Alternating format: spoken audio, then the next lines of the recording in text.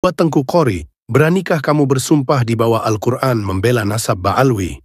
Beranikah kamu bersaksi bahwa nasab Ba'alwi sahih, lengkap dengan bukti dan data ilmiah?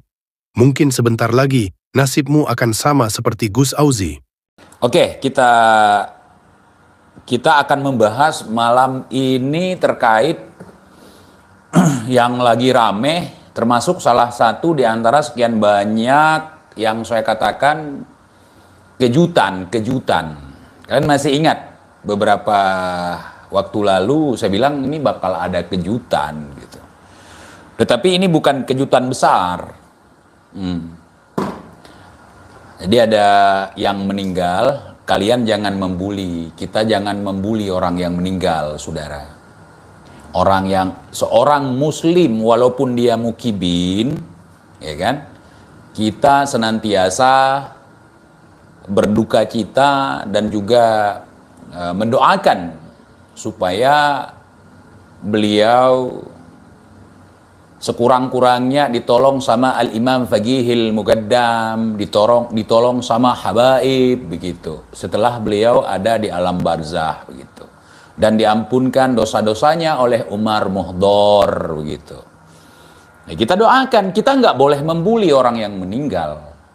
Apalagi dia saudara sesama muslim, walaupun akidahnya akidah dobolowi, saudara.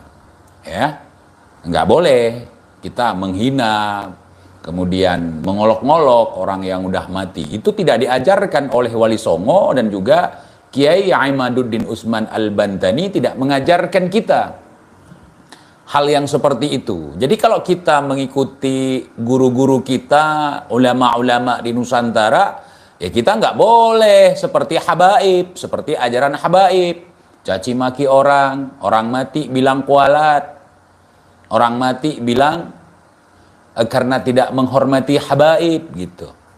Jelas-jelas ini si yang tewas ini mengolok-ngolok Kiai Imad, bahkan mengundang Kiai Imad untuk dimasukkan gagang cangkul ke dalam gitulah ya, nggak mungkin saya ulang lagi gitu. Jadi menurut Al-Imam Faqihil Muqaddam tadi siang menelpon saya, si Gus Auzi ini, siapa namanya, Gus Auzi ya, itu sudah ditangani oleh Al-Imam Faqihil Muqaddam, kemudian Munkar Nangkir udah diusir sama Faqih Muqaddam.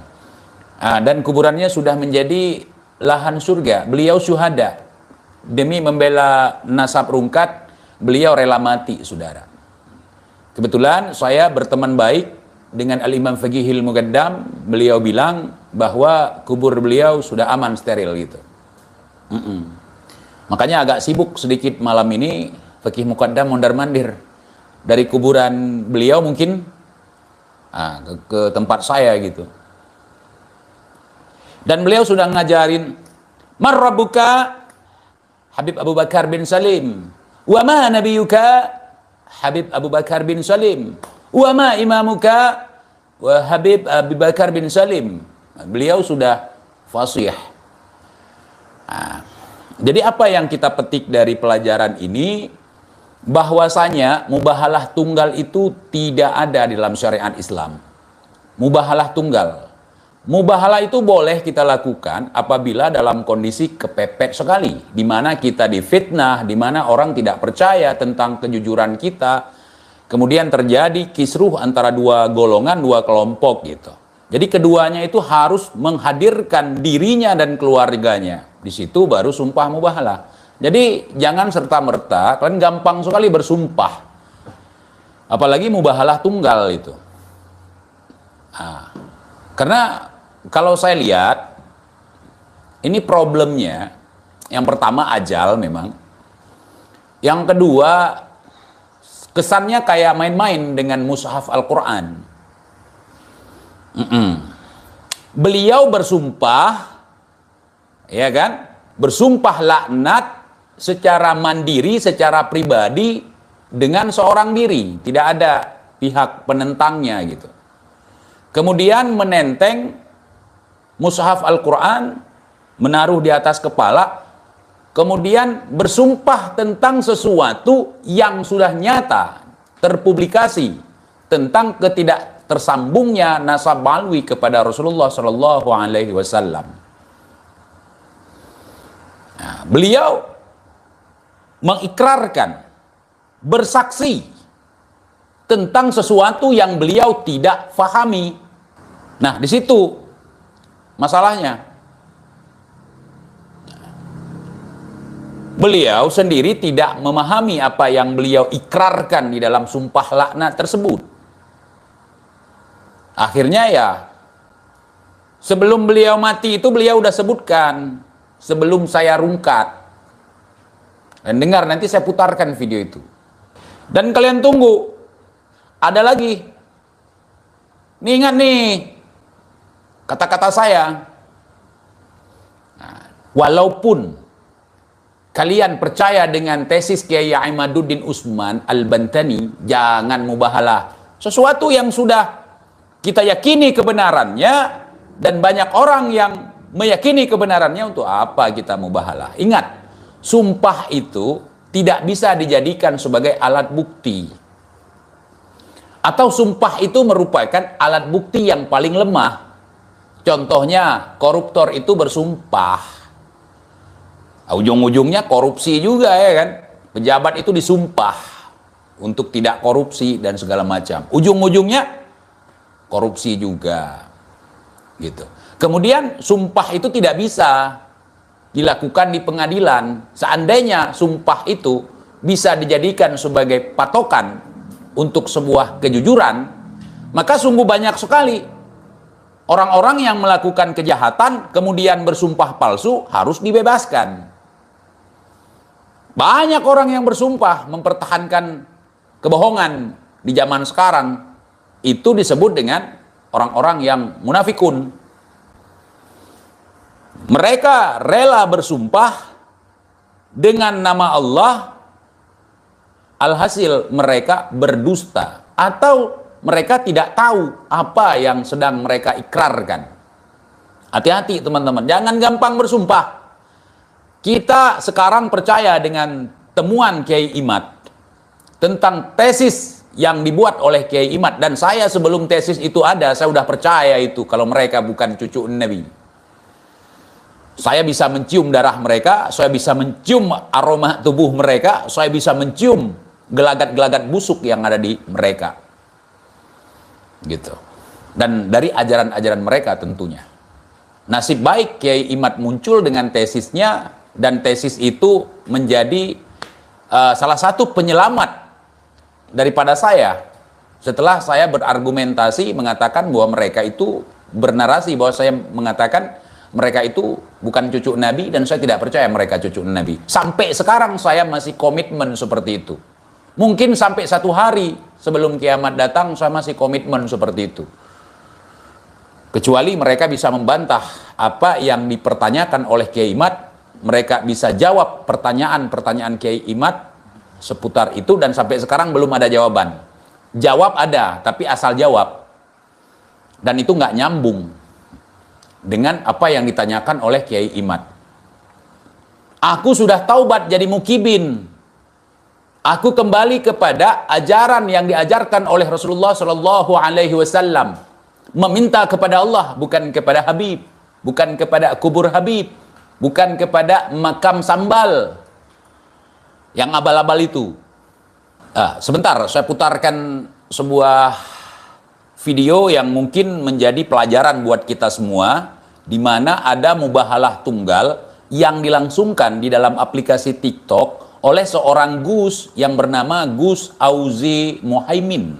Masya Allah, beliau dengan gagah, dengan bangganya, dengan keyakinan yang beliau sendiri mungkin tidak beliau ketahui, beliau mengikrarkan sumpah laknat secara mandiri. Seperti kita tahu, sumpah laknat mandiri itu atau mubahalah mandiri itu dipopulerkan oleh gurunda Sayyidul Walid Maulana Al-Habib Muhammad Rizik bin Husain bin Silap Al-Kaburi Aikon Tol. Saudara, mari kita dengarkan apa yang disampaikan dalam mubahalah tunggal Gus Auzi, saudara. Siap kita putarkan? Siap kita putarkan? Siap mendengarkan?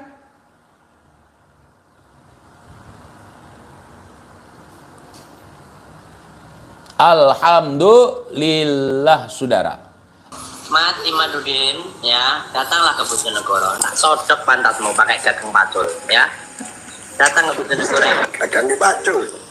Tak sodok pantatmu nggak pakai gagang pacul. Yang serius ngomongnya. Lah ini siapa kurang serius, Iman? Mudah-mudahan beliau diampunkan dosa-dosanya dan Kiai Imad mau memaafkan beliau. Saya tahu Kiai Imad pasti akan memaafkan. Takut nanti di alam barzah disodok sama Al-Imam Faqihil Muqaddam. Oke? Oke. Mukanya muka nggak marah. Iman, kau datang ke Bojonegoro ya. Kau tak sodok pantatmu pakai gagang pacul. Ya Imam Faqihil Muqaddam, tolong selamatkan orang itu, Faqihil Muqaddam. Usir malaikat mungkar nakir ya Faqihil Muqaddam. Naam. Ana akan membantu sebisa ana. Ini maksud Imad yang mana nih? Ada Bang Ganteng di sini. Suara Abang Ganteng itu, siapa namanya? Abang Bangsawan, saudara. Ya Imaduddin bin Sarman. Mas Imaduddin bin Kori. Kalau Kori bin Kurap. Masya Allah. Selamat jalan Gus, ya. Mudah-mudahan antum husnul khotimah. Mudah-mudahan habaib yang sudah garomahnya tinggi bisa menolong antum di alam barzah, ya. Kami sebagai mukimat hanya bisa mendoakan supaya amal ibadah antum diterima di sisi Allah Subhanahu wa taala dan dosa-dosa antum diampuni oleh Allah Subhanahu wa taala. Semoga alam kubur, alam barzah di mana antum tinggal sekarang bisa menjadi ladang surga, saudara. Oke. Allahumma ghfir lahu warhamhu wa'afihi wa'afu anhu. Ya Arhamar Rahimin. Al-Fatihah untuk beliau. Kalau mukibin yang lain teman-temannya nggak sempat, sibuk dawir. Ya Allah. Dam sini. Ente urus itu. Itu mukibin itu. Tolong ya. Tolong. Nah, itu urusan kau, Dam. Usir itu. Siapa yang bisa diusir? Oke, ini mubahalahnya, detik-detik mubahalah. Oke? Bentar. Siap. Saya mubahalah sebelum saya rungkat ya. Orang-orang ini kan masih meragukan saya kan. Sebelum saya rungkat, kata beliau sendiri. Masya Allah. Mubahalah, mandum semua. Mandum itu artinya semua bahasa Aceh. Mukibin, mubahalah semua. Yuk, kita buktikan yuk. Untuk mukimat jangan ya. Kita nggak perlu ikut-ikut si cebol itu, mubahalah tunggal. Ya. Nah, sekarang untuk para mukibin mubahalah semua. Biar Indonesia aman. Ayo Kibin, jangan takut. Kalian itu harus berani. Nasab habaib itu kan kata kalian asli. Tidak benar seperti apa yang ditemukan oleh Kiai Imad di dalam tesisnya gitu. Ayo mubahalah aja. Habib mubahalah Habib. Itu yang kemarin yang mubahalah yang botak itu siapa namanya saya lupa. Yang mubahalah di makam Rasulullah itu di Madinah. Kayaknya beliau sekarang lagi linglung. Itu Kori misalnya mukibin baru ya kan. Kori Al-Qurab gitu ya. Ayo dah. Mubahalah semua. Aldo Bol namanya. Aldo Bol. Mubahalah. Saya bersumpah bahwa nasab Ba'alawi betul tersambung kepada Rasulullah Shallallahu Alaihi Wasallam, dan apabila tidak tersambung seperti kata Yai Imad, saya siap mati misalnya. Coba, Gibin. Jangan main-main. Kalau kalian, misalnya, ya, bersumpah laknat kayak gitu, membela Habib, rungkat kalian. Apalagi melawan Wali Songo misalnya, rungkat kalian. Sama Wali Songo jangan main-main, saudara. Jelas. Sama wali-wali di Nusantara ini jangan main-main. Sama ulama di Nusantara ini jangan main-main. Sama orang-orang yang membela akidah Islam, akidah Ahlussunnah wal Jamaah, jangan main-main. Ya, orang-orang yang membela nasab suci Rasulullah jangan main-main. Karena bukan Umar Muhdor yang turun tangan, Allah sendiri yang akan turun tangan. Dan kami tidak memaksa Allah untuk menghancurkan kalian. Senyumnya kami, kemaafannya kami, kearifannya kami, itu yang akan mencelakai siapapun yang ingin mengobok-ngobok. Ya, yang ingin mengobok-ngobok sesuatu yang hak. Saya tidak berbahagia ketika melihat Mukibin tewas kayak gini. Saya tidak bahagia. Ya. Saya merasa sedih. Hanya untuk membela nasab yang mudah rungkat, dia rela mati. Dia rela mengolok-olokkan mushaf Al-Quran. Dia rela bermain-main di dalam sumpah laknat yang dia ikrarkan, saudara. Itu yang saya sayangkan, saudara. Karena Al-Imam Faqihil Muqaddam berulang kali mengatakan kepada saya, baik dalam mimpi maupun secara yaqdatan, bahwa beliau tidak ada kemampuan dalam mengusar-musir malaikat. Sebab malaikat mungkar dan nangkir itu merupakan utusan dari Allah langsung. Beliau mendapatkan perintah dari Allah langsung dan tidak menerima hak veto dari habaib, termasuk Al-Imam Faqihil Muqaddam, Ali As-Sahkran, Abu Bakar Al-Adni, Abu Bakar bin Salim. Tidak bisa, tidak ada hak veto mereka di situ.